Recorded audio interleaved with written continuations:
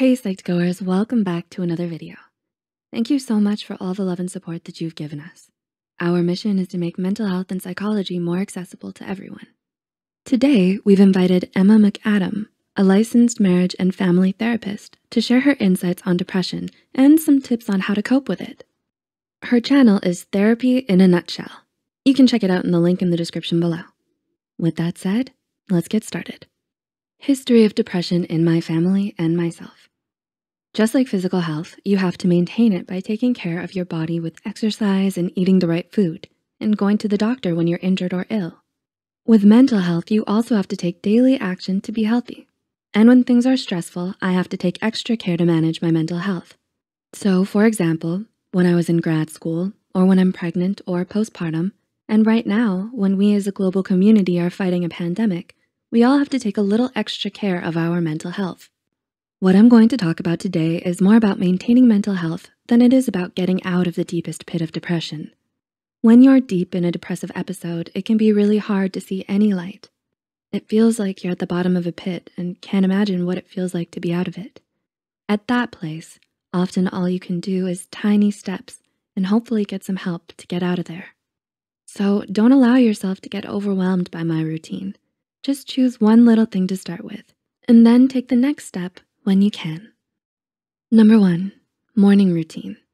So the first thing I do every day is getting on my knees and praying. I express gratitude for the day and for my life and the opportunity I have to do good in the world. And that connection with God, for me, helps me feel loved and purposeful through my day. If you're not religious, you could do some meditation or a breathing exercise here. I try not to look at my phone first thing in the morning because I want to start my day intentionally, the way I want it to be. If I open social media, I'm letting others choose what I take in, and that could be positive, negative, stressful, uplifting, or critical. And so I just choose to start my day with some quiet time. I do a little reading, and then I write out my goals and priorities for the day. And right now, with all the news that's frightening, I choose to listen to the news around lunchtime, once a day, so that I don't get constantly stressed out and have time to process it during my waking hours. And speaking of waking hours, let's talk about sleep for a minute. I have 3 kids, 5 and under, so I usually wake up before them to get some quiet time to set my intention for the day. My natural wake up time is around 5 a.m. I don't usually set an alarm, but to wake up then, I often go to bed between 9 to 10 p.m. I'm not fighting my natural biorhythms. I just listen to my body, and this is the schedule that works best for me personally. For many people, they might have different sleep needs or a different schedule. Sleep is super important to managing depression. There's a massive correlation between sleep problems and depression. Lack of sleep can cause depression, and getting good sleep can actually let your brain heal from depression. So I really value my sleep. I have old friends who nicknamed me 905 because I often go to bed at that time and I miss out on some fun for sure, but it's what keeps me healthy, so it's worth it for me. For each person, your sleep needs are different, but getting enough sleep can really make a big difference.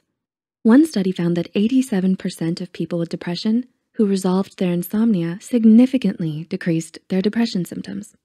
Number 2, get dressed and showered. Okay, so after waking up refreshed and taking quiet time to pray, study, and set my intentions for the day, I make sure to get showered and dressed. I found that this can be really hard when you're depressed, but being clean and dressed helps me feel more energetic and gets rid of my excuses. I mean, if I have yesterday's makeup all over my face and I'm wearing PJs, it makes it hard for me to want to go out and see friends or be social or get things done. So just get dressed for the day. Then I take my multivitamins, and if I remember, I take my omega-3 supplements. And nutrition is an important part of my routine as well. I try to eat a lot of plants and not too much sugar or processed foods, but I'm not going to go into that too much right now. Number 3, exercise. The other essential part of my mental health maintenance is exercise. There's so much research that proves that exercise is great for mental health. It helps clear brain fog, and it helps reduce stress chemicals in your brain.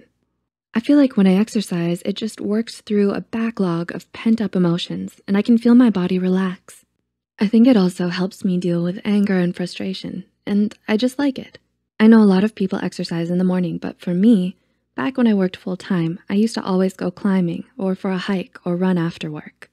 That's when I needed it the most. And it was hard for me to get motivated in the morning, but by afternoon, I was looking forward to it. Now that I'm a full-time mom, I have to be more creative in how I get my exercise in. I often just work out in the yard, gardening, digging in the dirt, and running around the yard with my wheelbarrow. Or I'll do some yoga on TV, or go for a walk with my kids, or pull them behind my bike. Now that we're stuck in our homes with the coronavirus pandemic, I'm doing more inside workouts. I like the 7-minute workouts on my phone or the Fitness Marshal on YouTube. Number 4, nature time. This takes me back to another aspect of my mental health routine that is really important for me. Outside time. I need nature. I need to see the sky and soak in some sun. I'm fortunate to live in a beautiful place, and I take advantage of that by getting outside. There is some research showing that sunshine and nature and being outside changes our physiology. It slows our heart rate and decreases stress chemicals and stuff. But regardless of the research, I can just feel the difference for me. If you can't get outside, open your windows, sit on your porch, or if you can't do any of that, then you could spend some time looking at beautiful landscape photography or a nature film. Your brain has the ability to bring to mind the feelings of nature just by imagining it. Number 5, my evening routine. My evening routine looks like getting my kids to bed and then taking some quiet time for myself. I usually take a hot bath and read a book or an archaeology journal. I'm kinda nerdy, but that's what I like. Even though I have very few hours to work on my passion project, these videos, I don't usually work in the evenings because it would just stress me out a little and I need the downtime to stay healthy. So then before bed, I write in my journal. I often take the time to write about my wins and accomplishments of the day so that I can remember them because it's my natural habit to dwell on my mistakes and shortcomings.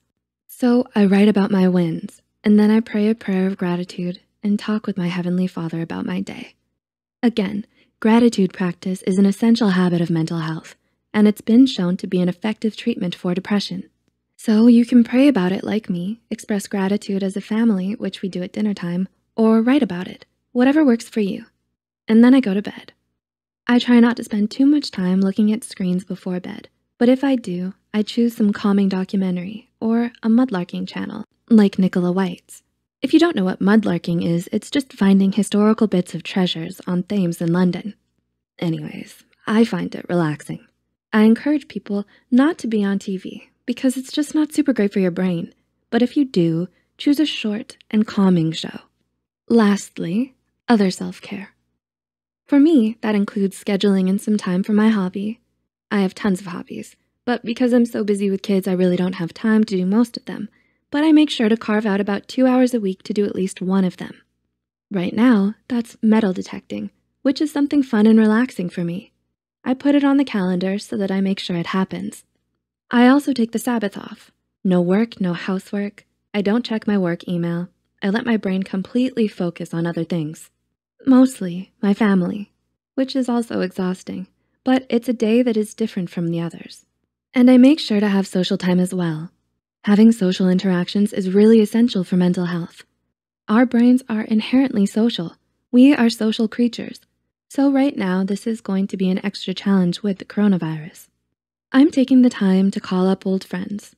I have some groups I'm hanging out with on Zoom, and when we're not on lockdown, I meet up with friends to let the kids play or to go out to lunch or whatever.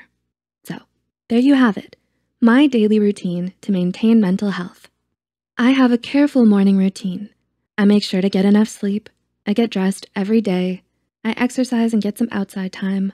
I carve out time to relax each evening, practice gratitude, and acknowledge my successes of the day.